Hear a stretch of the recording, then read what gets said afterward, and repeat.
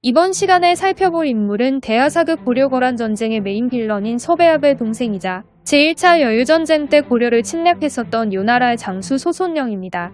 그런데 우리나라에선 소손영이라는 이름으로 많이 알려져 있지만 사실 그의 본명은 소항덕인데요. 손영은 그의 자라고 합니다.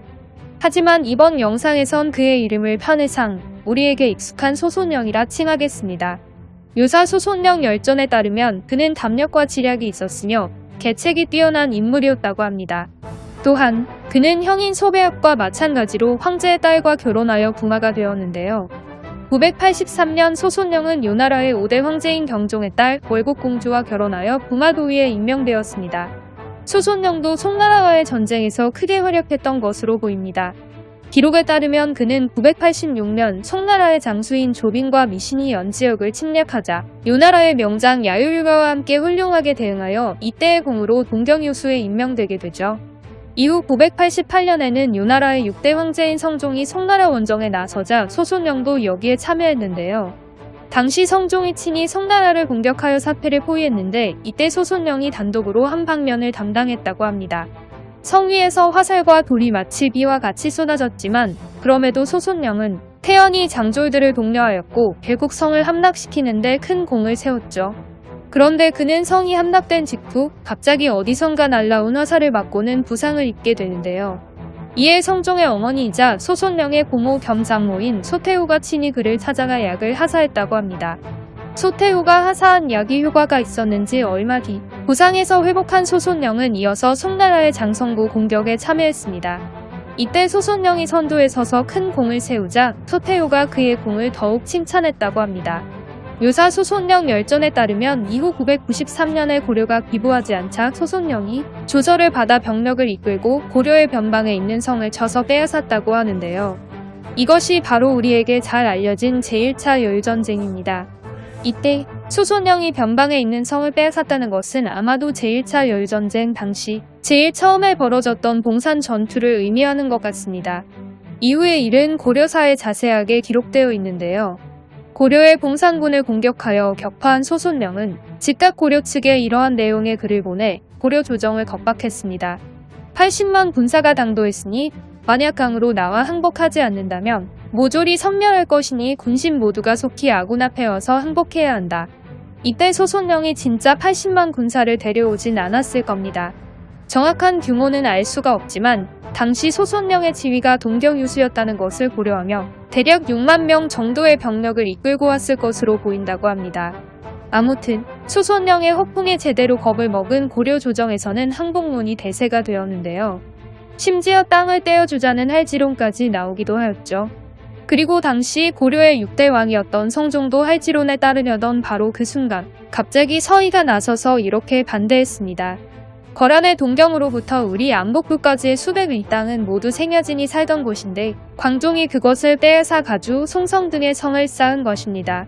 지금 거란이 내침한 뜻은 이 두 성을 차지하려는 것에 불과한데 그들이 고구려의 옛 땅을 차지하겠다고 떠벌리는 것은 실제로는 우리를 두려워하는 것입니다.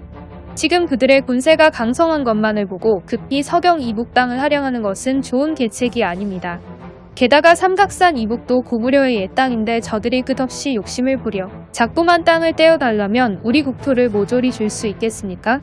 하물며 적에게 국토를 할양하는 것은 만세의 치욕이오니 바라옵건대 주상께서는 도성으로 돌아가시고 신들에게 한번 그들과 싸워보게 한 뒤에 다시 의논하는 것도 늦지 않습니다. 한편 소손영은 고려 측에서 별다른 반응이 없자 다시 한번 겁을 주기 위해 이번에는 고려의 안용진을 공격하였습니다. 그런데 당시 안용진을 지키고 있었던 대도수와 유방이 소손영의 요나라군을 격퇴하여 큰 승리를 거뒀죠. 이렇게 해서 소손영의 80만 대군 주장은 허풍이었다는 것이 들통나버렸고 이후의 전개는 많은 분이 이미 잘 알고 계시듯 서희가 소손영과 직접 만나 단판을 지으면서 양국이 화친을 맺게 됩니다. 소손영은 이후 994년이 되자 이번에는 해족 출신 요나라 장수인 화상노란 인물과 함께 발해 유민들이 세운 오야국 공격에 나섰습니다. 그런데 기록에 따르면 싸우기도 전에 오야국 측이 항복을 청해왔다고 하는데요.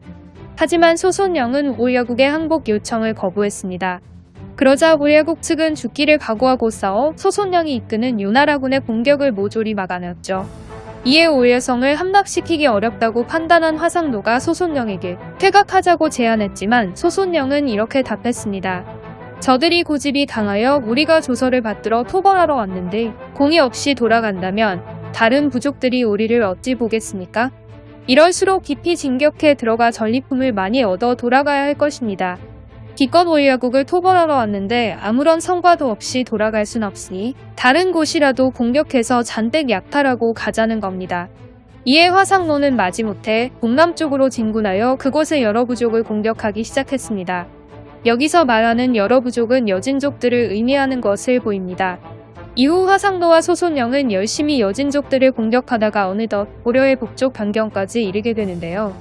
하지만 얼마 뒤 큰 문제가 하나 발생하게 됩니다. 이후 본국으로 철수하는 과정에서 도중에 군사들과 말을 먹일 군량이 바닥나 버렸기 때문이죠.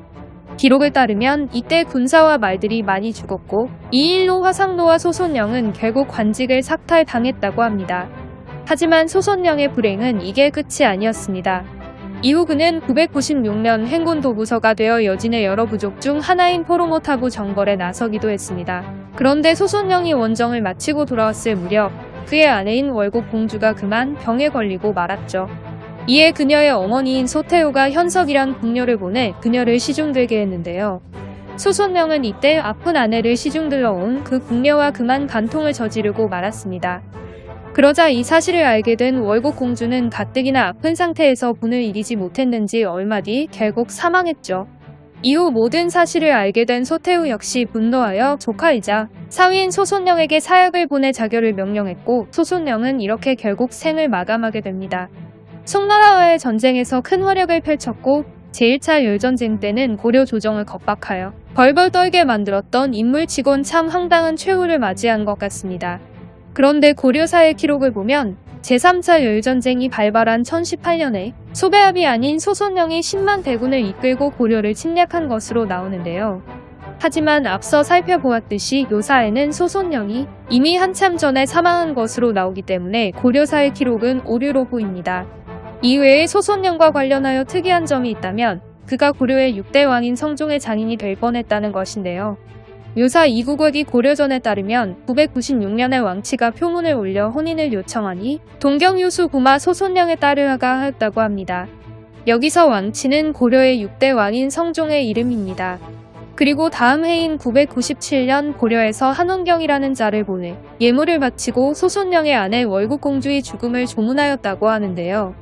매우 흥미로운 이야기지만 얼마 뒤에 소손령이 궁녀와 간통한 죄로 사약을 받아 죽게 되고 고려의 성종 역시 그해 11월에 사망하기 때문에 끝내 없었던 일로 되어버린 것 같습니다.